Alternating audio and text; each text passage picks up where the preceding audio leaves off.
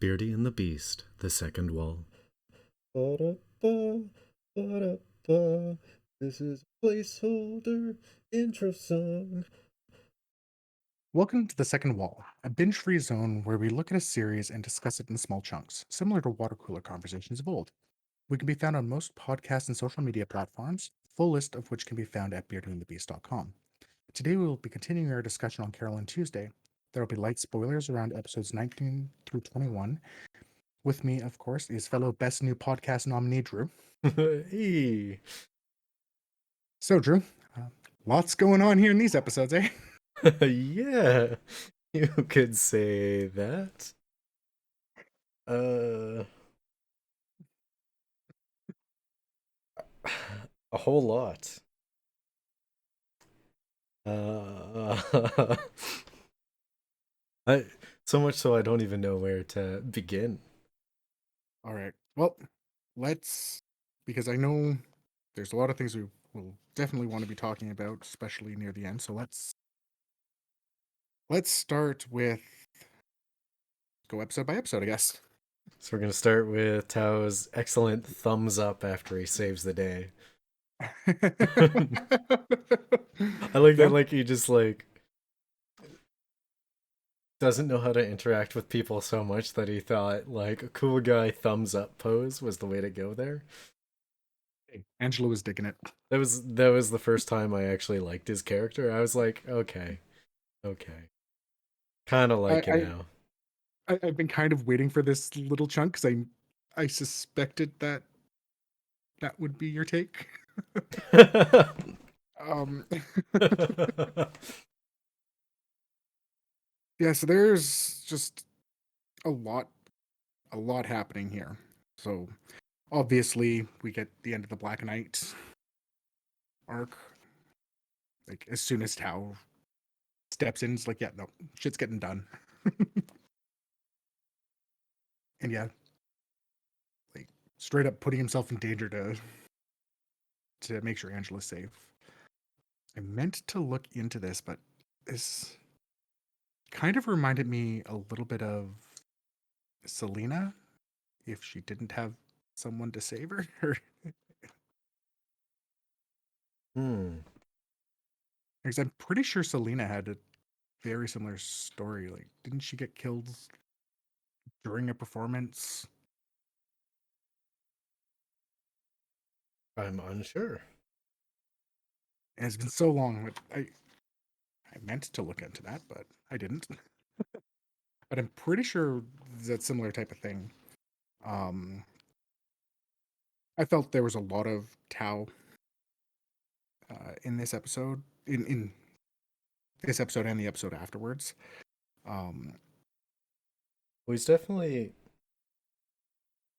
this little mini arc seemed to over the course of these three episodes, 19 through 21, seemed to be the backstory and elaboration on Tao's character that I think I had mentioned earlier on. mhm, That it's something that I wanted to see.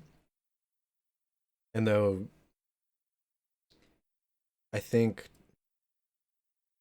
Tao in his own weird way is starting to in 19 starting to actually recognize the emotions of others. And mhm. I think it's happening because of uh, his effectively his effective research into Angela. Yeah, The thing that struck me immediately was the whole your waveform is different from usual. You appear to have some emotional instability coming through. Did something happen? yeah, It's not the fact that he said that, but that at the end he said, "Did something happen?"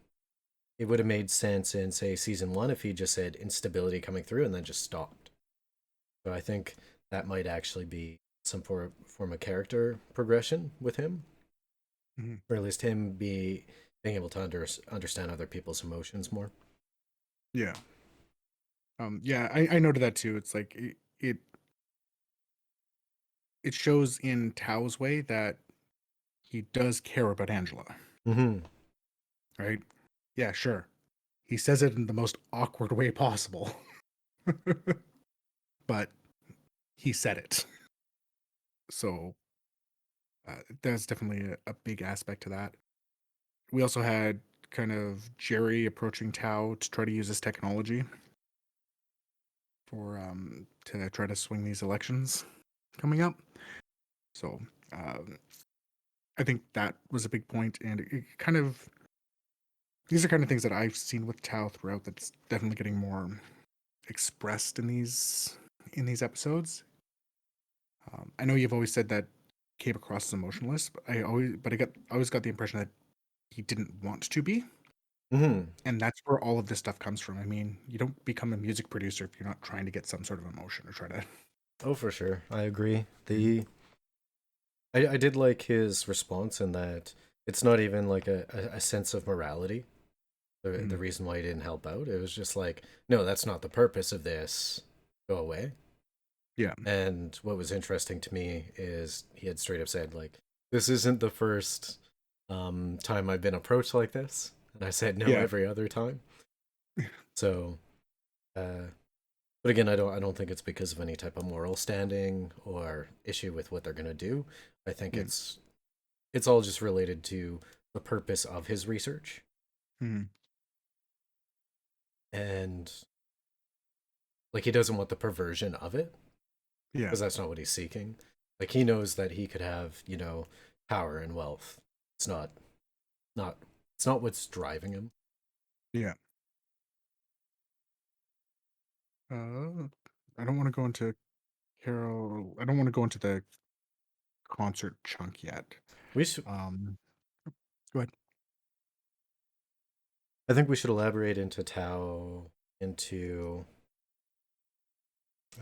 episode 20 and 21, just specifically his character. You want Uh to stick with that first? yeah, because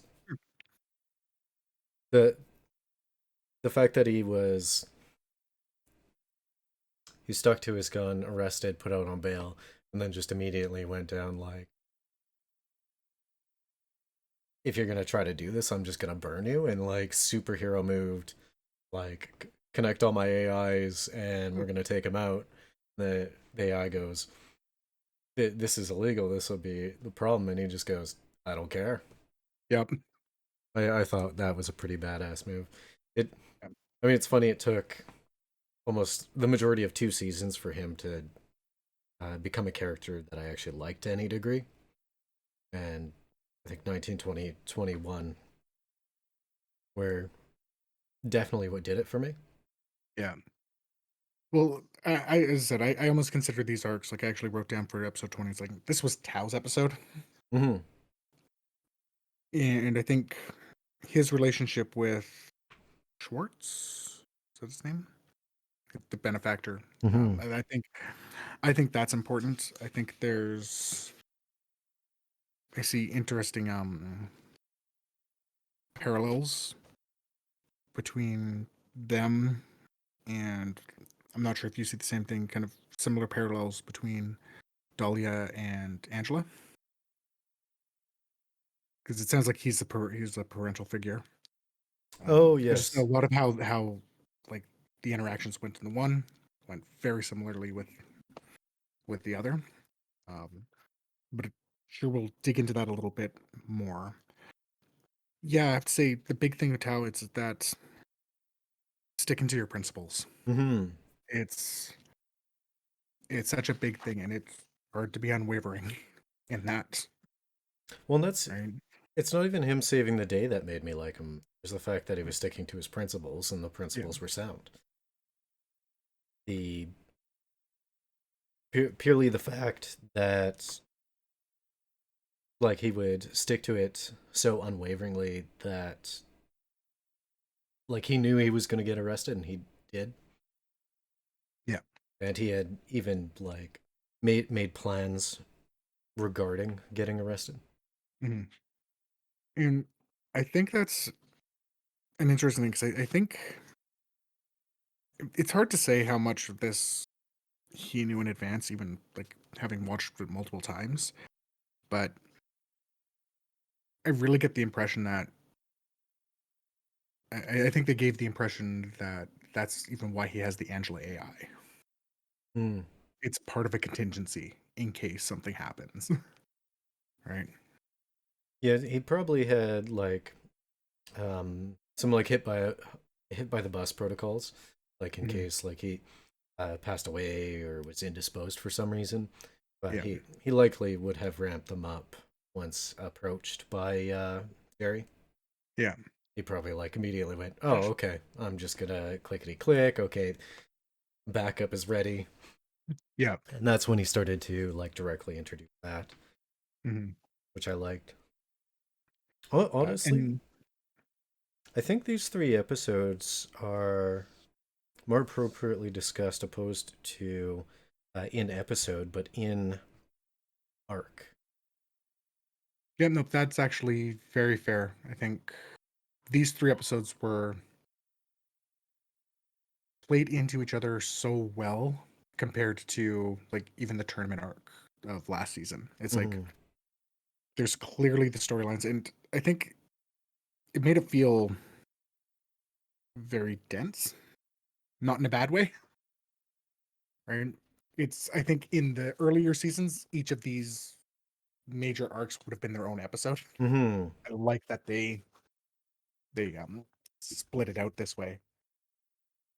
Okay, so let's I Probably guess probably Carol on Tuesday. I imagine leave yeah. Angela for the last. Oh, she's definitely the last. So one of the things I wanted to say with Carol and Tuesday right off the bat, it was something you expressed last episode. It's like, but do they talk about this stuff? And it started with them talking about the situation with Kyle. Yeah, So I mean, like I appreciate that. yeah, Uh, I still, as a viewer, I think it sometimes does need to be like just said straight up. yeah, yeah. I definitely noticed that times. I'm like, hey, look, they do say it straight up sometimes. I love their preparing for, I guess the for Sedona Oh yeah, festival.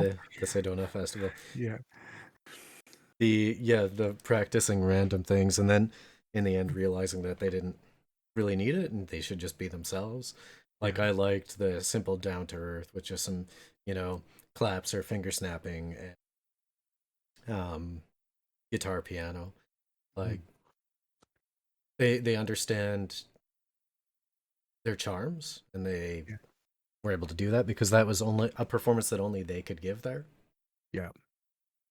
Um, But and in this case I don't think it would be directly comparable to Ertegun and Angela's performance because I don't think it's the same authenticity versus manufactured concept that had been pushed through until this part. well, Uh, yeah, I think it's because this is the culmination of that, mhm, right? Like we can't use that same comparison like we could have in the previous seasons because we know this is authentic from Artagon, mhm, right? We actually saw the process of it, right? It wasn't Roddy's AI yeah. making this; it was him making this. And Angela's performance with that, like after realizing Tal literally just saved her life, right? Just being able to go out there like that. Um, a couple of things I find interesting just to compare the performances. It's amusing how, and it makes sense how comfortable Angela was going out on stage, right? Which makes perfect sense given her history.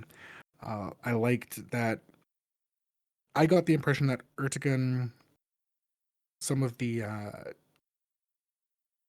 issues with that Erdogan was experiencing the previous set of episodes were still there, Mm. right? And he used that in his performance, right? Like he literally was like, "No, no, I had a breakdown." Shares that and uses that to get the energy back. Um, I mean, it was kind of corny, but I really liked it. yeah, I like again how the rivalry between Angela and Carolyn Tuesday is still there, and I really believe that Angela's performance, because they're like Angela's performance there made Carolyn Tuesday better. Yeah, I It think was so. seeing their performance that made him go like, nope, we're just going and sitting on stage. And holy crap, going from getting empty drink cans tossed at them the year previous to 100,000 people being silent, taking in the performance. And really feeling it and like finally seeing like that's what I like about the animation. This like you could see Ertegun like looking on approvingly Hmm. to the performance, Yeah, and even like Tao standing there just like absorbing it. yeah, and Angela as well. Mm-hmm. Like it's And yeah, it's like Angela was absorbing that to make herself better as well, yeah. to spur herself on. Hmm. The I didn't quite get my notes ready for conversing this way, so No, it's I okay. got to keep around a little bit. So for and of course that pushed through to like the Mars Grammy, and then getting like the lead up for their big featuring, getting that all sorted, and of course more recording and preparing for like the album. Um, like 20 was very light on Carol and Tuesday, Yeah, but it really the, culminated in 21 with the church scene, yes, and that was a great scene. Probably one of the better scenes with Carol and Tuesday. that's Uh, saying a lot. yeah. Well, it just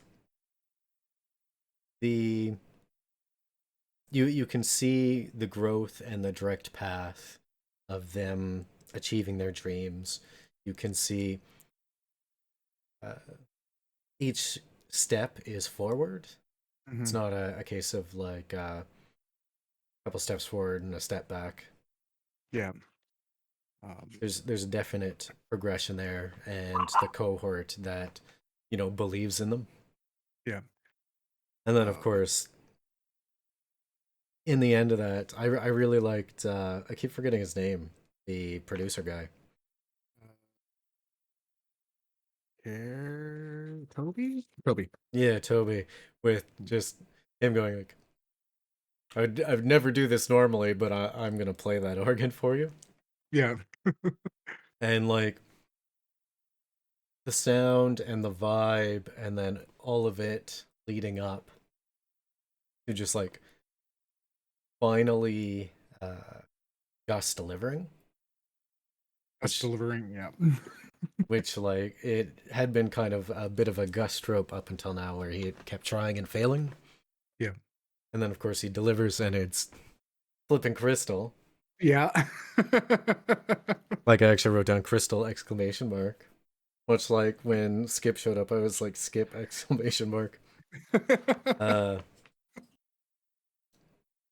I did like Gus's one line of like why you're late, and he goes, Santa's busy at this time of year. Yeah, And I'm like, oh, some my kind of humor. yeah. Um, and with Toby, just getting a pure compliment from Toby, and everyone's like, "What?" Like everyone's just flabbergasted by it. Um, Again, just showing the strength of that scene altogether, culminated there. Um, yeah, it's definitely nice to see Gus coming through. It's the other bit of conversation that was interesting around Carolyn Tuesday, just the thoughts on Christmas. Oh, they're like their perception and like their different experiences through Christmas. Yeah, Wow, there's just so much going by in these 3 episodes. I barely noticed it. Like in hindsight, the comparison of their experiences from um having experienced Christmas from like different backgrounds, Hmm. the differences of that. Like I see them, but it's more of a minor elaboration onto their characters. It wasn't anything major to the show as it went. Just kind of reinforcing the the kind of themes that you saw with Carol and Ezekiel and the Yeah, refugee background. yeah.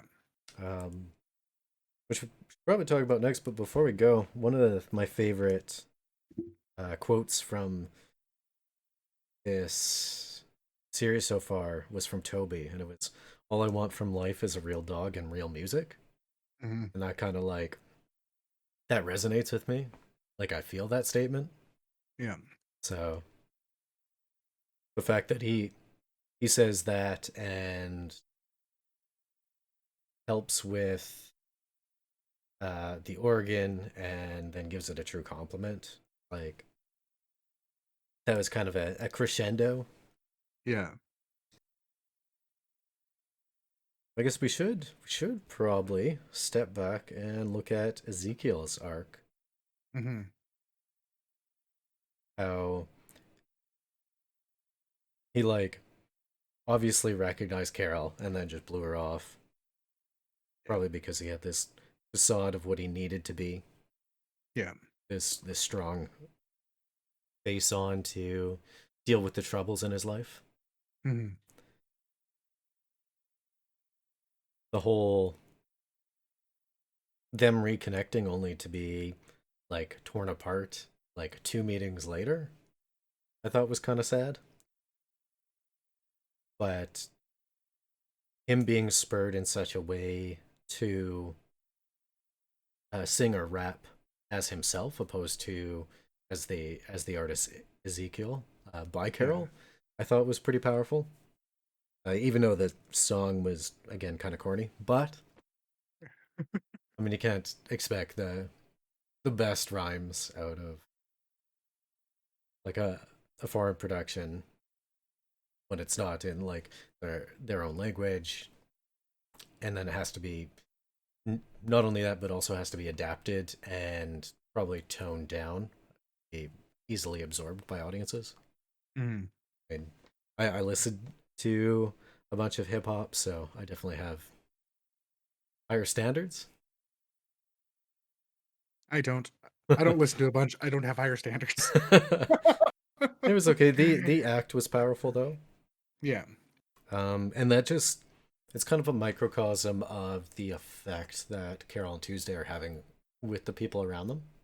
Yeah.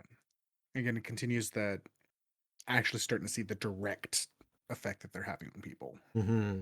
Because before it And was definitely like in the periphery, it was in the stands, but now it's definitely on the field. mhm.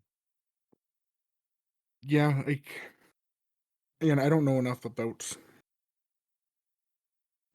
the hip hop rap genres. It's not my style. I have some in the periphery because you know people I know listen to it, but it's never my first choice. It Um, was essentially it was just easily digestible. It was mhm. definitely made for a more like mainstream uh, project that Yeah, is like Carol Tuesday. yeah, But I mean, it's less about the rhymes and the punchlines and the cadence and the flow yeah, for this song. yeah, It was definitely more raw. So seeing him with the lyrics written out on the cell wall, yeah. especially as the backdrop for that, I guess, music video, Hmm. definitely said something. Though the rhymes themselves seem to paint a different light on the relationship between Carol and Ezekiel or Amel. Yes, which is interesting because Carol, it's slightly contradictory to what Carol said about the relationship, I I but don't I don't but I think guess I don't think the lyrics are representative that relationship. Mm, okay. Because the way I imagine this happened is they likely got like an actual rapper and was like, this is like laid out the groundworks of a song, Okay. and then that person had to build it based on a like a loose skeleton. And That this, makes sense. yeah, this is the best that they came out with that would fit their needs. Yeah. And unfortunately, it also means that I think the relationship would be is misconstrued in the lyrics. Yeah. Um, I think it's just like an actual show production issue. Okay. Yeah. Yeah, that makes sense. One thing I can say is like I did like that. I think both songs had similar messages, like on the larger scale messages, Mm-hmm. but it was nice to see it go from that just unbridled rage to something more, in my opinion, thought out with the Amar song versus Ezekiel song. Mm-hmm. Well, Um, this is another example of the the same themes that we had seen throughout this, things that yeah, are manufactured versus things that are from the heart and more authentic. yeah, uh, like this persona Ezekiel was a manufactured facade, yeah, whereas the Amal track was definitely authentic.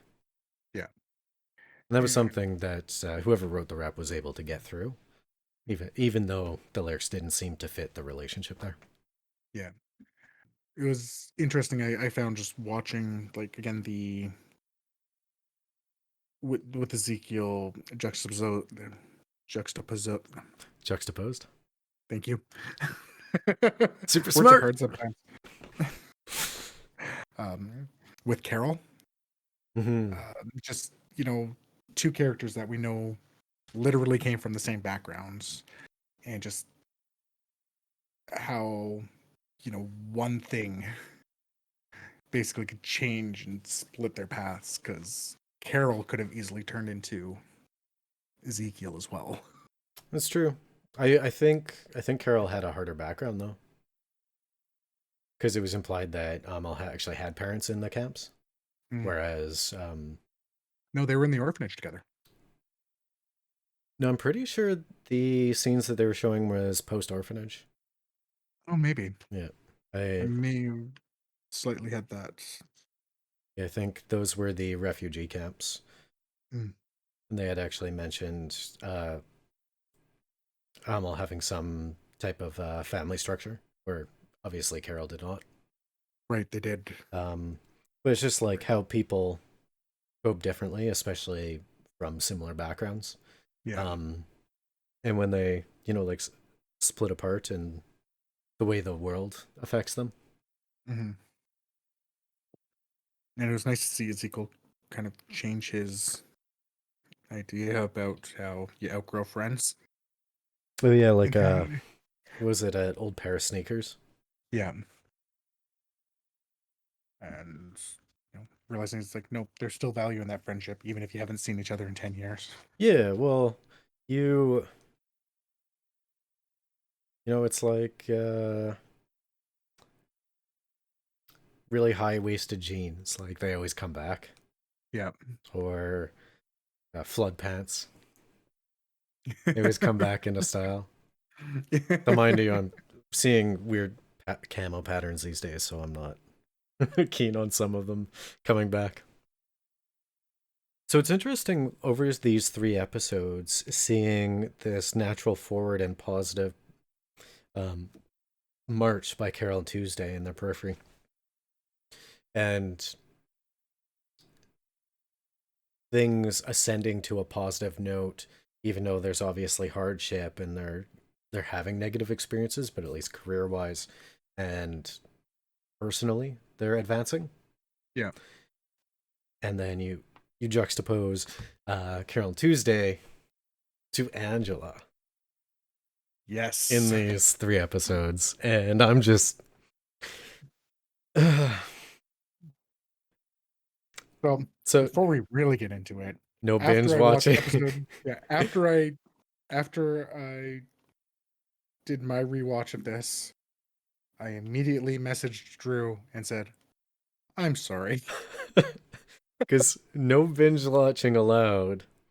So I watched these 3 episodes a few days ago, and I of course can't watch the next set of episodes until uh, at earliest tomorrow. So I'm like,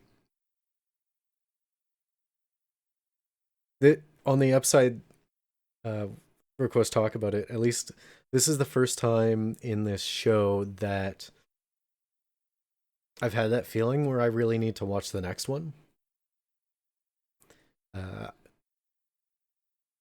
I think if this show was going on like over the course of 24 weeks, if I missed one because of some type of obligation I had, I Yeah, probably wouldn't. I'd probably just forget and move on.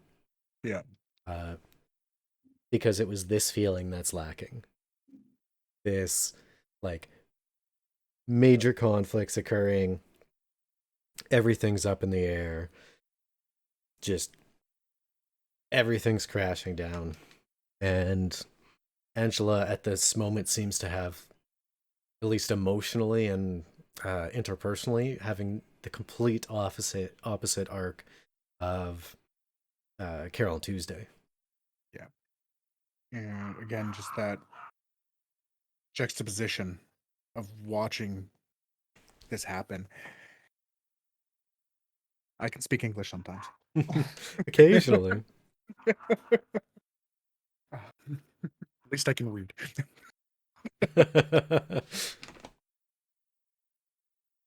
So, I mean, let's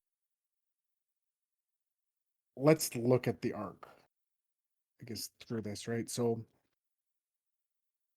we know already Angela's been having struggles all season with the Black Knights. Um, we've seen that she's passionate about performing, not necessarily passionate about the recognition. She likes the idea of the growth that happens. You see that in the big difference between how they reacted to their possessions on the billboard. You see that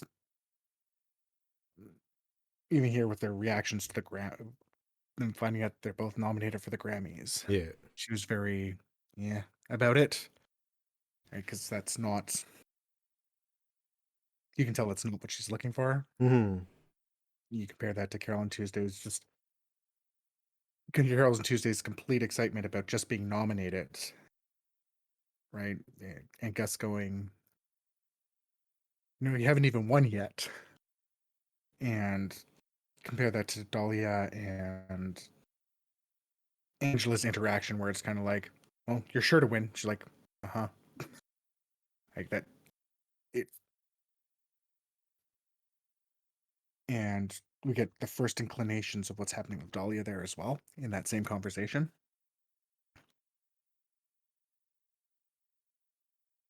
which then goes into, again, the idea of the AI and her just her not seeing that authenticity around it.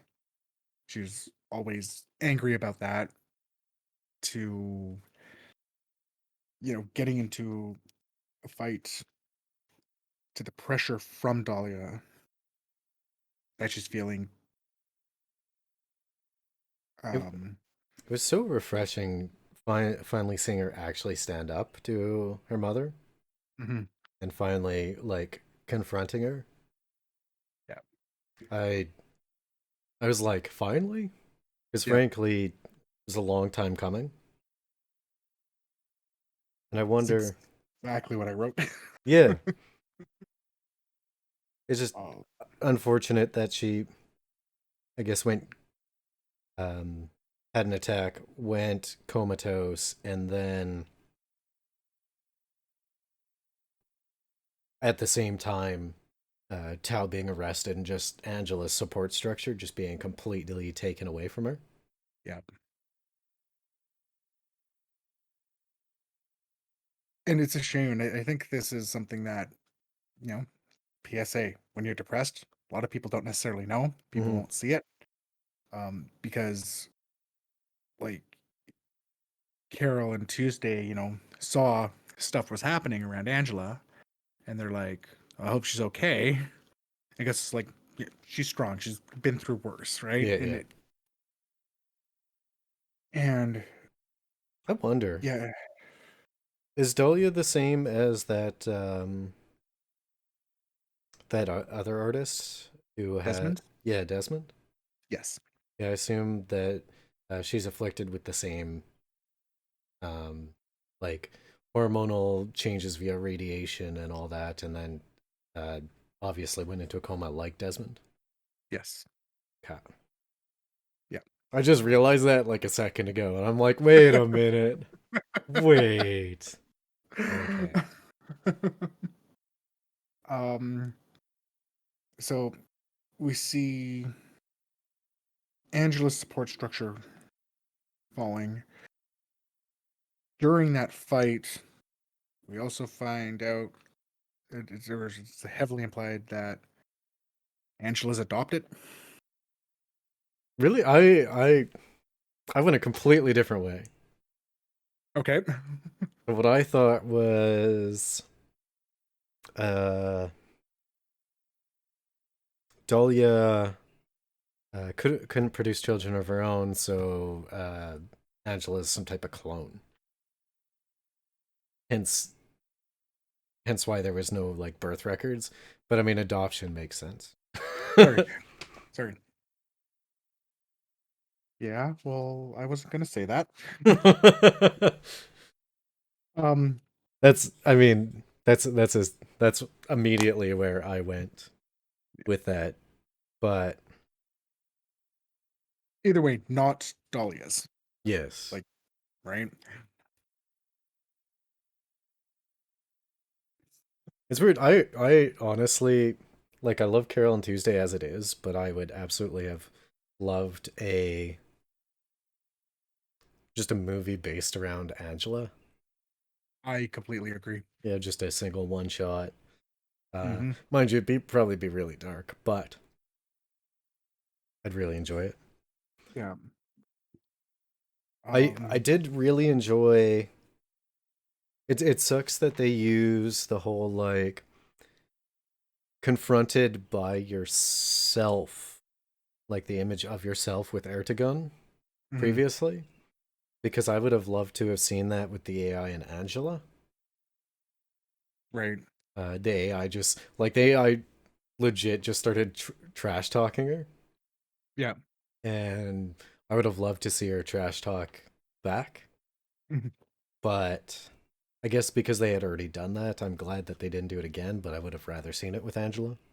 Well, so I agree. I would have rather see it with Angela, and I don't think it's just because I don't think they didn't do that just because they had done it with Erdogan Mm, a few episodes previously. I think the reason we're not seeing that is because everything else is crashing around her. mm. She is not in a mindset to be trash talking. It is a literally, you know, F off. And I mean, Well, it's it all goes dark. yeah. Well, it's obvious that Angela has hit rock bottom at this point, Hmm. simply because like she finally asked for help, Yeah. which of course by sending a message that just directly says "help me," Hmm. and of course now I'm sitting here going like, "What are you gonna do, Tao? What's going on? I don't know what's going on. Is will Yeah. Carol and Tuesday help? What's So I'm Yeah. just the That is fact literally how it ends. that's how it ends. And like I sent you a message, I'm just like, ah, darn it. I'm gonna have to, yeah. uh, yeah, I mean, It's dark, but I'm glad that there's this tinge on the show. yeah. If we didn't have the Angela arc, I would have probably just like mentally thrown away the show with the wannabe political intrigue. Mhm. The fact that they actually have like a dark interpersonal thing going on um, is probably what's saving season two for me. Agreed. I mean, tonally, it's very different than season one, which I both like and don't like. I think I mentioned, I don't know if I mentioned this after our previous recording or during it, but I think this season should have been two. Yeah. Uh, but there might have been limitations. Maybe they didn't think they could get a third or some such. But I mean, at this moment, I don't care what's going on with Spencer and Kyle versus Jerry. Uh, Carol and Tuesday, they're fine. They're just doing their thing. Like, they're now gonna perform with an artist uh, that they both look up to. Yeah. Um, That was there for them the first Sidonia festival. yeah, I'm actually at this moment only really interested in Angela's arc. Yeah. Like the next episode is so integral to me. Mhm. Like I need to know what happens. I have that Yeah. feeling. Um, I mean, I hope Angela performs. She probably will, but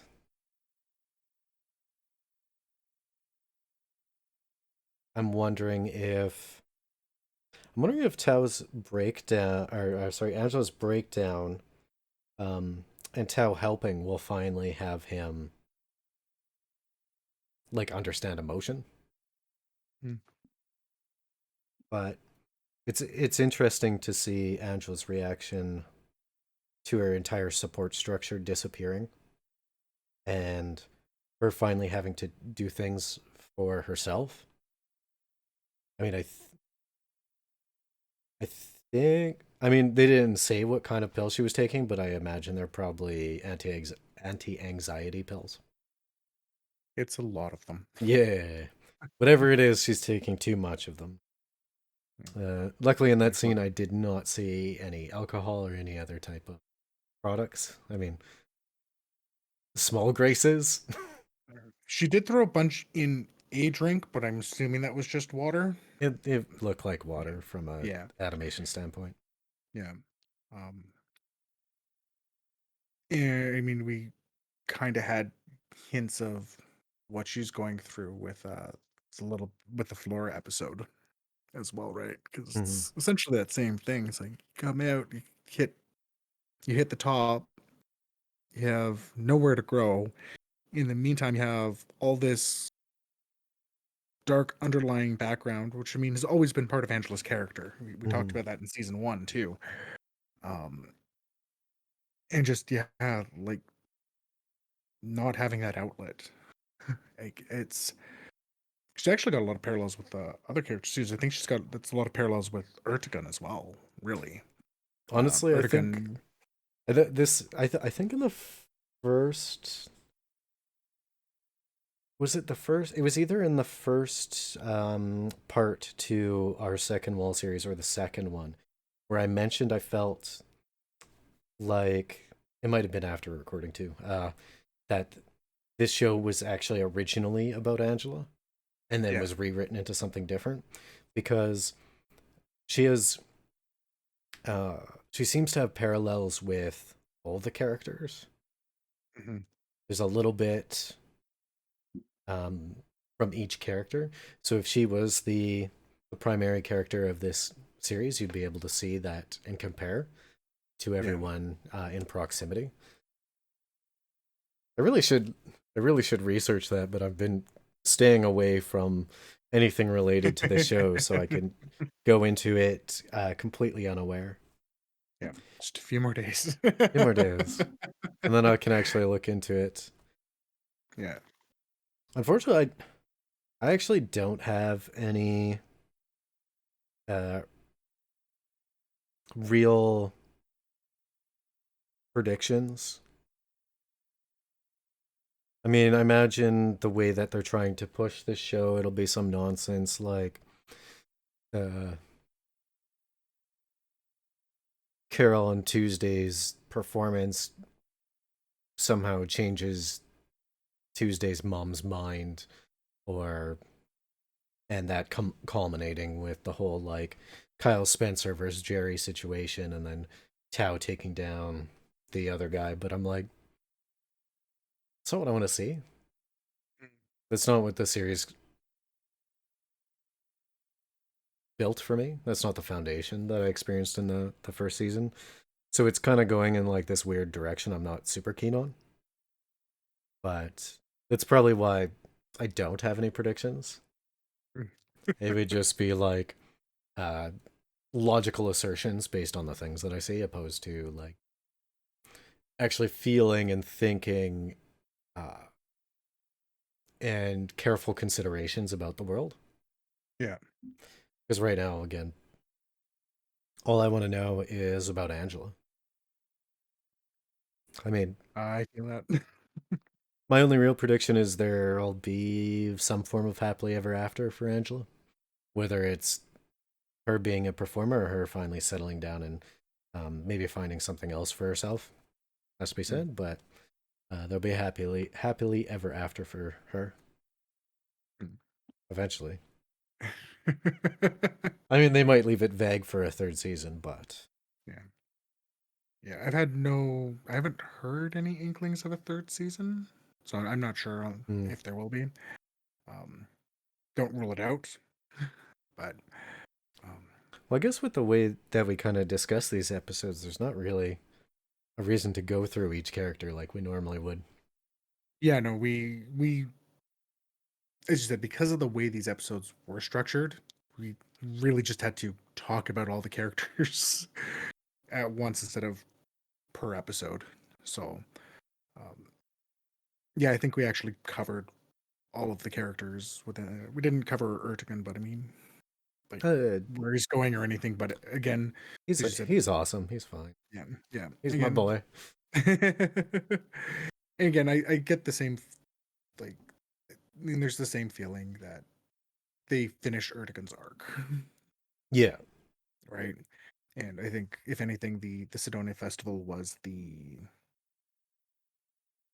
denouement of his arc, Mm, for right? sure.